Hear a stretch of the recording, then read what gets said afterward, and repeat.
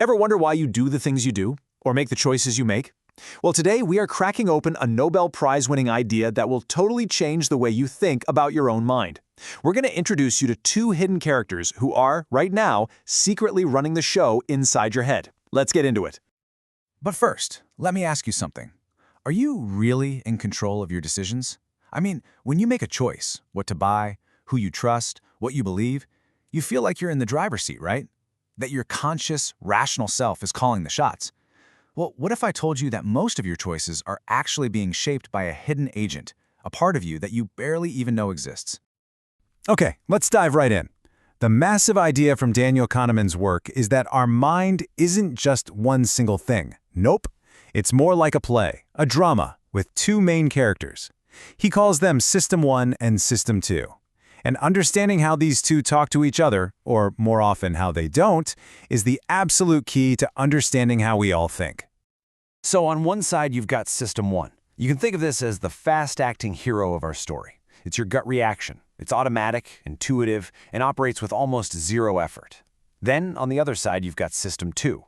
Now, this is the character you think of as you. It's your conscious, analytical mind that deliberates and solves problems. But System 2 is also slow, it requires a ton of energy, and, well, to be honest, it's pretty lazy. So who's really in charge here? You might think it's the conscious you, System 2, but most of the time, it's not. It's System 1. It is the absolute star of the show, running 24/7 in the background. It effortlessly handles the thousands of tiny judgments and decisions you make every single day, constantly feeding you impressions, feelings, and intuitions that you just act on. Just think about how much this system does without you even asking it to. It's happening right now. You're not consciously deciding to read these words on the screen. Your System 1 is just doing it. It's the part of your brain that instantly gives you the answer to 2 plus 2, makes you whip your head around at a sudden loud noise, and can't help but finish the phrase, bread and butter. See? It's your brain's amazing, incredibly efficient autopilot. But this brings us to a huge plot twist. System 2, our reasoning self, is super powerful. It can do logic, it can follow complex rules, it can compare options carefully. But it has one big, fatal flaw. It is lazy. It lives by what Kahneman calls the law of least effort.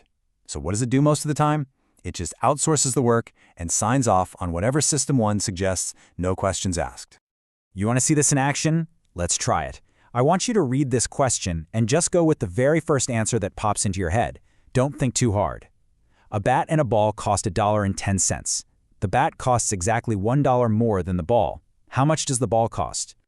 If you're like most people, and I'm talking even students at elite universities like Harvard and Princeton, the number 10 cents probably jumped right out at you.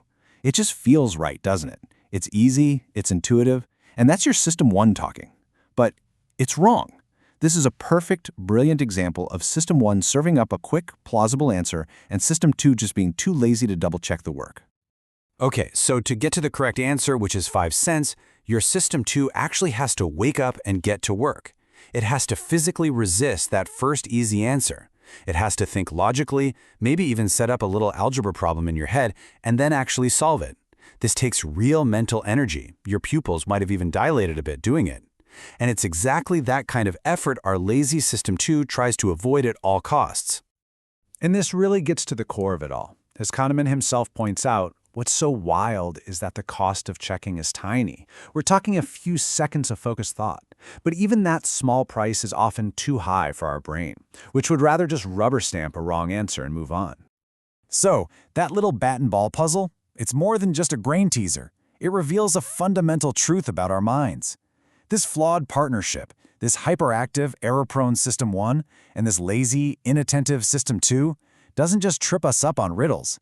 It is the very factory that produces what scientists call cognitive biases, the predictable, systematic errors in thinking that mess with our judgment every single day. And at the heart of so many of these biases is this one powerful, sneaky mechanism Kahneman named YSIIT. It's an acronym, and it stands for What You See Is All There Is. This is basically System 1's motto. It takes whatever limited information is right in front of it, builds the most coherent story it can, and then acts like that story is the whole truth. It doesn't stop to ask, wait, what information am I missing? YCAIT is the engine that drives so many of our classic mental bugs. It's why we become overconfident. The story in our head feels so complete, even if it's based on scraps of evidence. It's why framing effects work so well in advertising and politics. And it's why a single vivid anecdote can feel more powerful to us than a mountain of statistics.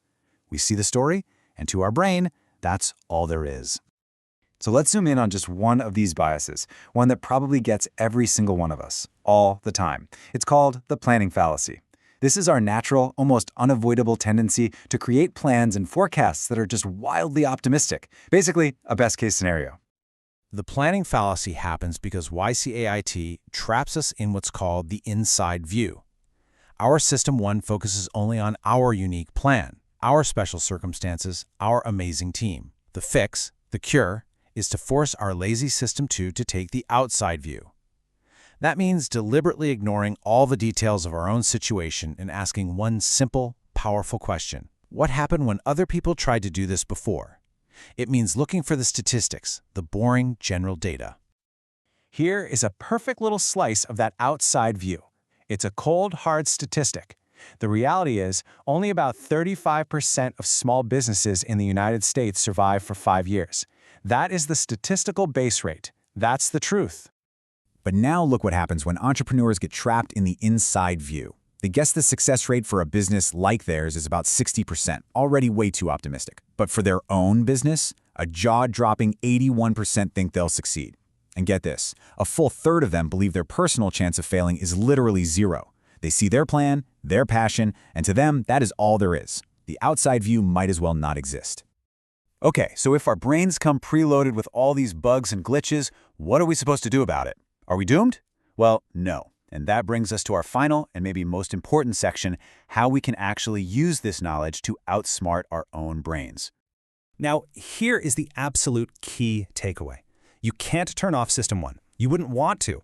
It's what helps you drive a car and have a normal conversation. The goal isn't to start second-guessing every single intuition you have. The real skill is to train your System 2 to become a sort of mental detective, to learn how to spot the crime scenes, the specific situations where System 1 is most likely to mess up. And that leads to a really simple but powerful 3-step strategy. First, just learn to recognize the red flags. Anytime you're facing a high-stakes decision, a long-term forecast, or a really complex problem, that's a warning sign. Second, when you see that red flag, just slow down, pause. Don't go with your gut.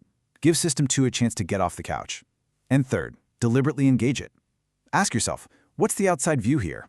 What crucial information am I ignoring thanks to Wisciati? Now, even with a great strategy, this is not easy. And as Kahneman himself says, we are far, far better at spotting these mistakes in other people than we are in ourselves. And that's actually a really useful insight. It means that one of the best things we can do is use this language, System 1 thinking, inside view, Wisciati, to help the people on our teams and in our lives make better decisions too.